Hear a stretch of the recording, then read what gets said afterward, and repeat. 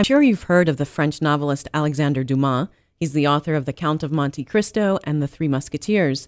Well, Dumas' father, also named Alexander Dumas, was actually the inspiration for those stories. He was a soldier during the French Revolutionary Wars and quickly rose through the ranks by his feats of strength and bravery. As a general, he led 50,000 men in battle, and he was black. Born in present-day Haiti, Dumas was the son of a French nobleman and a black slave.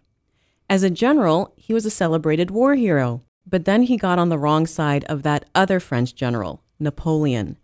Alexander Dumas, the father, was pretty much forgotten to history until now. Best-selling author Tom Reiss has written a biography of General Dumas. It's called The Black Count, and he joins me in the studio. Tom, welcome to the program. Thanks, Mimi. Hi. This is quite a story. How did you find out about this?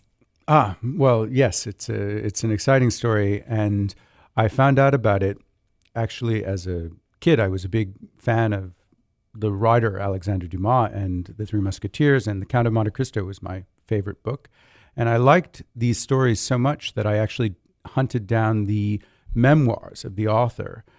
And he wrote them when he was 45, at the height of his fame, after he'd published those novels, and he was really the most popular writer in the world at the time. And the remarkable thing about the memoirs is that he doesn't talk about himself for the first 200 pages. He only talks about this man, this incredible man who was his father. And to read the life story of his father told by the son is like reading The Count of Monte Cristo and The Three Musketeers and The Man in the Iron Mask, all in one, only more outlandish and more exciting because the main character is a black man living in a white world and rising to the sort of top before falling to the absolute depths. It's sort of a triumph and tragedy story. Well, describe Alex Dumas physically. What did he look like? Oh, well, Alex Dumas physically looked kind of like a movie star. I mean, he was incredibly imposing, handsome. He was very tall for this time. He was over 6 feet tall. And I mean, just all the descriptions of him are of someone who is almost like they like to compare him to a Greek hero, to sort of the people that were in statues. And he definitely looked black, though.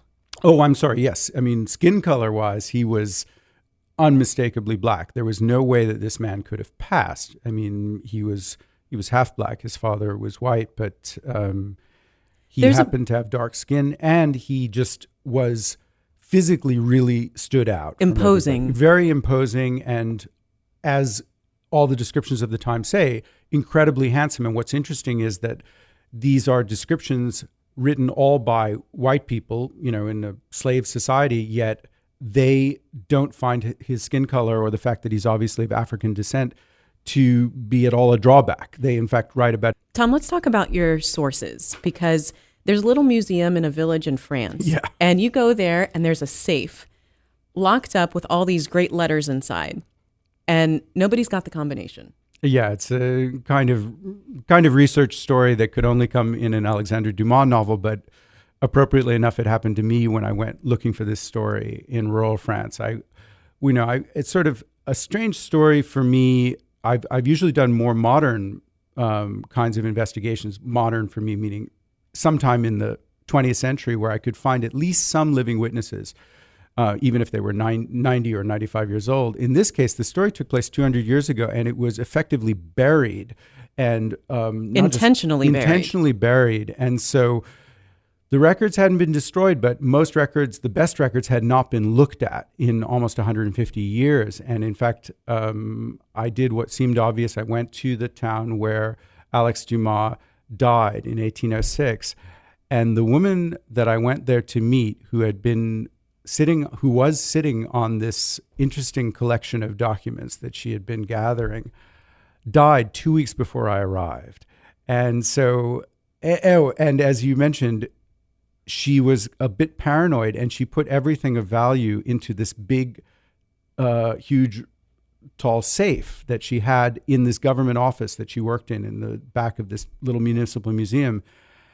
And when she died, she didn't tell anybody the combination, and she wasn't they actually searched the office and everywhere. No one could figure out how to get in the safe. So I talked to all the people in the town, in the mayor's office, in the bureaucracy, and they said, well, there's really nothing. We can't blow up the safe. So what are we going to do? And the only person who had the combinations is dead. So I had to. So you went out drinking with the deputy mayor, got him drunk, well, and don't give away everything that happens. And then blew open the safe. Well, yes, yeah. Otherwise, we couldn't have the book. So, yeah. Actually, not blew it open. We used a stethoscope and some drills. Yeah. It was very good. The book we're discussing is called The Black Count, Glory, Revolution, Betrayal, and the Real Count of Monte Cristo. Tom Reiss is a best-selling author. He's in the studio with me. Going back to Alex Dumas' origins, his father was essentially a loser from France. He was a nobleman.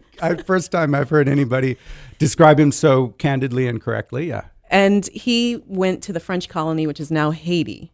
What happened there? Yeah, he was Alex's father, Antoine, was really a renegade nobleman, kind of a ne'er-do-well who had gone to this colony that later is called Haiti. At the time, it was called Saint-Domingue. And this was at the time when this was the most valuable piece of real estate in the world. It was the center of the French colonial empire. It was really where all of the money that built royal France came from, Versailles. Because of the sugar. Because of the sugar. It was the center of the world's sugar trade. It had the most and the best sugar in the world at a time when sugar was both a medicine as well as just this incredibly sought-out commodity. So sugar was sort of the oil of the 18th century, and this colony was the Saudi Arabia of the 18th century. And so all of these basically young men of fortune, young nobles who didn't know what else to do with themselves would go. It was like the Wild West, the gold rush. They would all go there to try to make their fortune. But this guy, Antoine, he was really going there to sponge off of his younger brother, who was really working. And who was also, among other things, a big slave trader then, and traded slaves and sugar out of a little piece of land in the north of Haiti called Monte Cristo.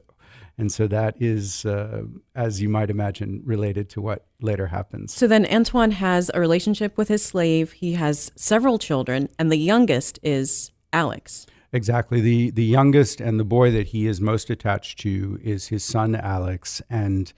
But as you say, Antoine is really not a very good guy. And he essentially, well, among other things, there are amazing stories, family stories I discovered in all of these documents, but one of them is that he has a fight with his younger brother, and the younger brother almost kills him, and Antoine takes 3 of his brother's slaves, including one that after 30 years, he decides it's time to go back to France. Well, he gets wind of an inheritance, a massive inheritance for himself, plus a title that he could get, but he's going to have to come out of hiding. He decides to risk it. He goes down to Port-au-Prince, but he can't afford a ship ticket back to France. So he sells his own children. Absolutely. He sells his own children, and he is such a bastard, but he has this relationship with his son, Alex. So I found actually the piece of paper he wrote selling his son, and he didn't sell Alex. He pawned him. What it was a pawn ticket that said he had a right to buy him back. And the father goes to France, inherits the fortune, and sure enough, within a year, he buys Alex out and brings him and spends lavishly on him. Well, first I should say, the first record I have of our hero in arriving in history is in the year 1776. It's very important because it's this revolutionary period. He arrives at the moment of our revolution in France, listed in the ship's manifest as the slave Alexander, the slave of this other guy on the ship. But shortly afterwards, he gets off the ship, and as you say, his father brings him suddenly into this life of luxury in the shadow of the court of Versailles. So what would you say is the relationship between father and son? Tense. I mean, the father was a very weird and capricious man. I mean, selfish. So incredibly selfish. He, shortly after coming back, and when he was in hiding for 30 years, and during Alex's first 15 years, his father's just known as Antoine of the Islands, Antoine de l'Île, because he's going under this pseudonym. And then as soon as he gets back to France, he's suddenly inherited the title, and he's now the Marquis Antoine Alexandre David de la Paetrie. And his son. Love those long French names. Yeah, it's beautiful. Well, suddenly Alex, who's listed as the slave Alexander, a year later, his name is Count Thomas Alexander David de la Paetrie. The relationship between Alex and his father is tense, and his father decides to marry their servant, who's 50 years younger than he is, or about give or take a few. And Alex has seen his own mother being sold, and this is sort of probably his father's fourth mistress that he's taking on. And Alex is only able to take it for a few years, and then he has a huge break with his father. And that break really is him joining the army as a private. It's him joining the army at the lowest rank, and it is also, for history and for our story, an amazing moment, because it is when he decides to throw off his noble name and throw off all connection to this noble family. And he invents, when he signs up for the enlistment, he invents a new name. He takes his real name, his first name, Alexander, but for his second name, he writes down what we believe is his mother's name, Dumas, meaning of the plantation. And he writes Alexandre Dumas, and that's the first record we have of that name. And that's the name he goes by for the rest of his life, although he prefers to be called Alex. The book we're discussing is called The Black Count. It's about the father of the novelist Alexander Dumas. Tom Reiss is a best-selling author. He's in the studio with me. So why did he join as a private, not as an officer? Because he had the right to join as an officer. Yes, indeed, this was a strange thing, and this is part of his break with his father. He's deliberately throwing off all of his noble right. At the time, even at the time, the French army was very corrupt, and even a 12 or a 14-year-old boy, if they were the son of a noble, as I found out, they could get an officer's commission in the army. There were 13-year-old colonels. And Alex joins at the lowest rank, and he just joins this very rough and tumble kind of group of Queen's Dragoons. It's still the last couple of years of Royal France before the Revolution. And these guys are stationed on France's borders, both to protect the borders, but also to kind of chase down highwaymen and essentially combat robbery in the countryside. And did he face racism, though, in France during that time? This is the remarkable thing I found out. Even before the Revolution, there is this incredible space that has opened up in the 1770s, even before that in France, as the result of what is, I would say, the world's first civil rights movement. And this is there's so many incredible forgotten things in this story. And aside from the life of Alex Dumas, which has been suppressed, I would say that this civil rights movement has in a way been deliberately suppressed by the French, by the powers that be in France for various reasons we could get into. But it's a bizarre thing that they suppress it, because they had the world's first civil rights movement. And even though they were paradoxically the empire and the country that benefited the most from slavery, and they had the cruelest conditions for slaves, at the same time, there were these crusading lawyers and people in Paris who won incredible rights for Black people decades before these rights were won in any other country. So within a year, Dumas goes from being a corporal to a brigadier general, and he's leading, 10,000 men. And this is just the beginning, yeah. So how do you account for that rapid rise? Well, I mean, Alex Dumas is just an amazing soldier. And in fact, there's so many examples, but I like to quote a summary from a memoir that I found of another officer of the time. And I think it's an interesting quote, because this other officer, from reading his memoirs, it's clear that he is a thoroughgoing racist. He hates blacks. He hates anybody. He actually says that he can't stand to be in the same room as a Negro. And, he gives you all the reasons why. But he says right there in his memoirs, no matter how I may feel about Negroes, yet I must confess, there is this man, Alexander Dumas, and he may be the finest soldier in the world. Anyway, Alex at the time was riding around with these guys on the border, and he just did these incredible things. Basically, he would ride in, and there's the first time he comes in the records is when he, on fairly small scale, he takes 13 prisoners almost single-handedly without firing a shot, gets all of their weapons, marches all the prisoners back, and then donates the weapons to the French Senate. So enormous feats of strength, bravery, but how is his leadership Audacity, skills? audacity and leadership. I think this is it. It's not just brave, like the way that he takes prisoners without firing a shot is that he just knows how to psych people out, and he has an incredible sense of when and how to attack, and how to lead men. I mean, he just very soon A natural leader. He's a natural leader. Very soon, it's not 13 men or even 500 men, as you started to mention. I mean, he finds himself within 2 years leading 53,000 white French soldiers in some of the most rugged terrain in Europe. They're actually on a glacier in the Alps. And here's a guy who grew up in Haiti, and has never seen snow till, just that, a few years before. I should also say this is a time when the French armies are very dangerous for officers. Dozens of generals are being murdered by their own troops. Alex Dumas only inspires the absolute opposite. He inspires adulation and love from everybody. Their men are willing to follow him almost anywhere. And you said here was this black man that was leading white troops, and this wouldn't happen again until 200 years later with Colin Powell.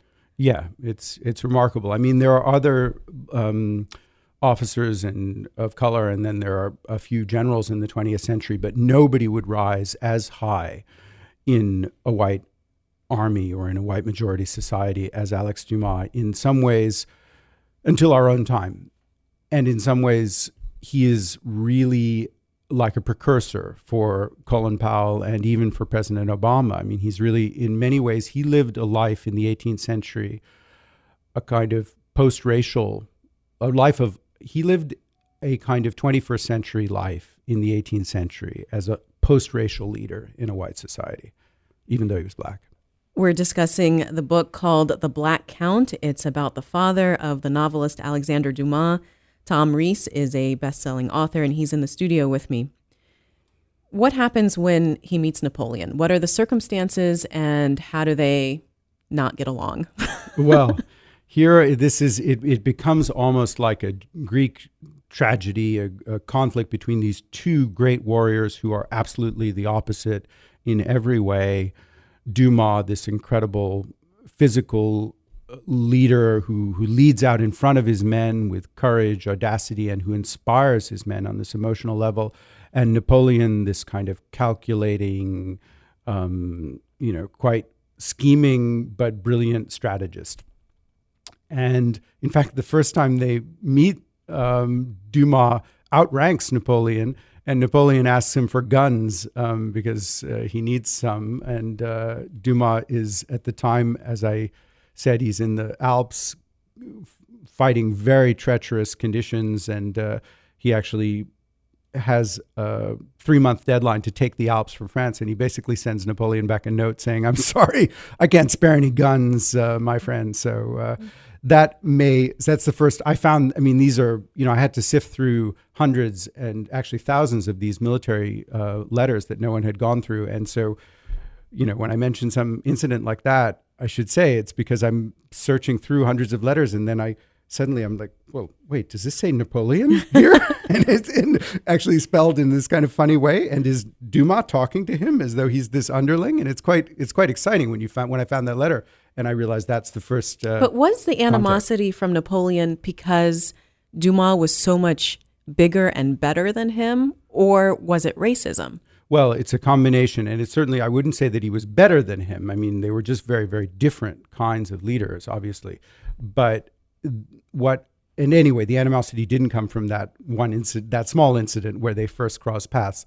They actually next really got involved with each other during the campaign to liberate Italy from the Austrians, which was a very, very big part of these French Revolutionary Wars. Essentially, it's when this is the beginning of modern Italy. The French sweep into Italy, and with the help of Italian patriots, they throw out these enemy forces, but then there's fierce fighting, and Alex Dumas becomes instrumental to driving the Germans and Austrians up north, back into the mountains, and out of Italy. In fact, Dumas does much of this old even though he's a general, he does much of this sort of old style, dragoon style warfare where he'll take small bands. He's almost like a special forces general.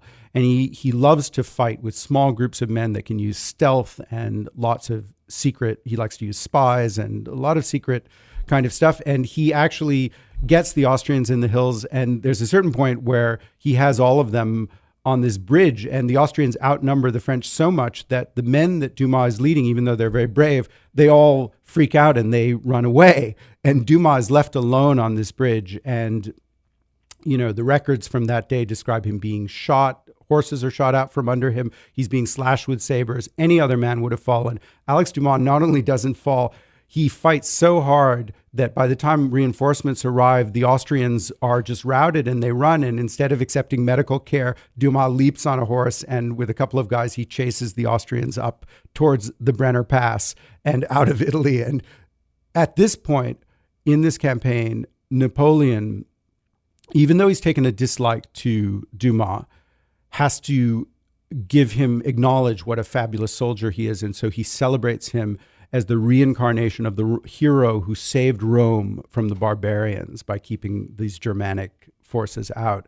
But the reason that Napoleon doesn't like Dumas from the beginning is that Dumas, his fatal flaw, Alex Dumas' fatal flaw is really that he can't keep his mouth shut, or that Alex Dumas' fatal flaw is that he speaks his mind no matter what. And he will not be kept down. And so first, this happens in Italy, where he sees Napoleon taking the revolution in a different direction. Basically, Napoleon sees the revolution as a chance to establish his own power. And Dumas he's a red, white, and blue revolutionary. He staked his life on genuine fight for liberty, equality, and fraternity, especially because he has seen what this can do for people of color. This is in his letters. This is everywhere that But he Napoleon writes. was kind of more in it for himself. Napoleon's entirely in it for himself. And then the next year, the two of them go to Egypt, and Napoleon is commanding an expedition to invade Egypt, supposedly to liberate the Egyptians. But Dumas, who goes along as his cavalry commander, is instantly very suspicious of why they're there. And he brings up kind of insurrection among the troops and the generals. I mean, he doesn't cause an insurrection, but he publicly questions Napoleon as the French are losing thousands of men to disease. And he says, you know, I don't think we're really here for the reasons we say we're here. We're here so that you can build up an empire in the desert. And Napoleon cannot tolerate. Doesn't like that. Yeah, he doesn't like it, and he can't. Napoleon is building up this myth of himself, and here is this big, glamorous man, Dumas. And Napoleon only comes up to his chest. The memoirs of Napoleon's doctor on the Egyptian expedition describe what the Egyptians thought when they first saw the French troops marching across the desert to Alexandria. And they saw first they described this incredible tall black man on his horse who was so at one with the horse that he looked like a centaur and he looked like a great hero. And they were sure that this man was the leader of the French expedition. Not that little guy. Yes. And then they said the Egyptians described seeing this scrawny little man following him who was Napoleon. And they were sure, well, he has to be some underling. So they clashed from the beginning because of this great discrepancy between them. But then there was also the racial issue. And, a lot happens. Alex Dumas is captured after he leaves Egypt and spends time in prison. But Napoleon really essentially takes power in France, becomes a dictator, and then completely rolls back all of these racial equality laws. Yes. And, well, I should just say Alex Dumas doesn't only spend time in prison. It's really a dungeon. And, in fact, in that safe that we spoke about at the beginning that I found so many important records to write this book.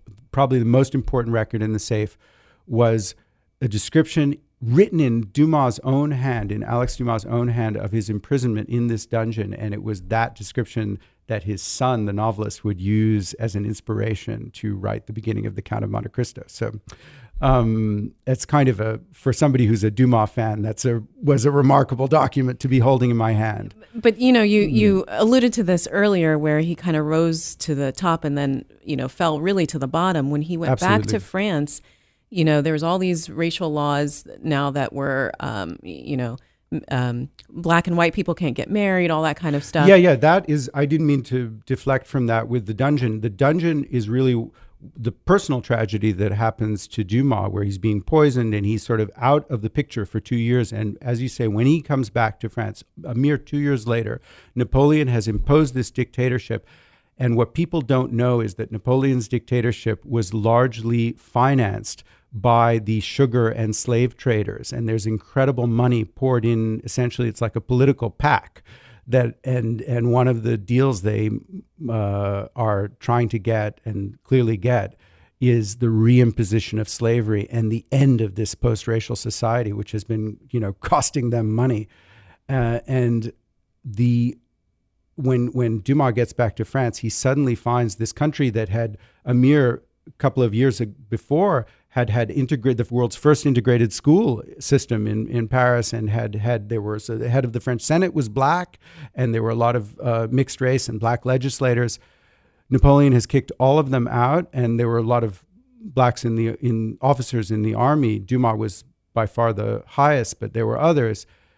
And Napoleon actually passes laws kicking them out of the army, essentially putting anybody who has black or African heritage into the equivalent of chain gangs. They set up deportation camps. They create a zone around Paris that no person of color is allowed to live in. Of course, Alex Dumas' house in that little village happens to be within that zone. So I found this very, heart-rending letter that he had to write, essentially asking for a dispensation from the racial law, even though he was one of France's great heroes, one of the great heroes of the revolution. He has to get a special permission to live in his own house. They've banned mixed marriages. And of course, Dumas' sweetheart and his love of his life, Marie-Louise, is white. And so he's living almost illegally for that reason. And, in every way, it's just this tragic reversal. What's your next book going to be about? I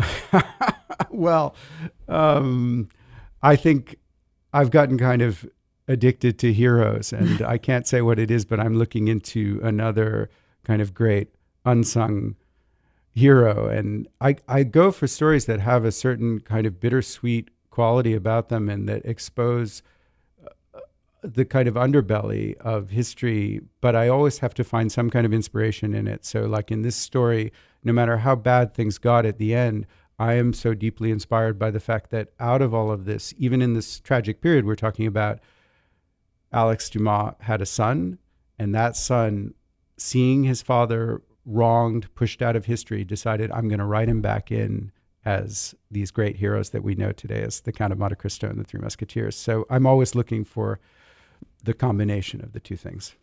Tom Reiss is a best-selling author. The book is The Black Count, Glory, Revolution, Betrayal, and the Real Count of Monte Cristo. It's published by Crown Books. Tom, thanks so much for being on the program. Hey, thanks. Great questions, Mimi.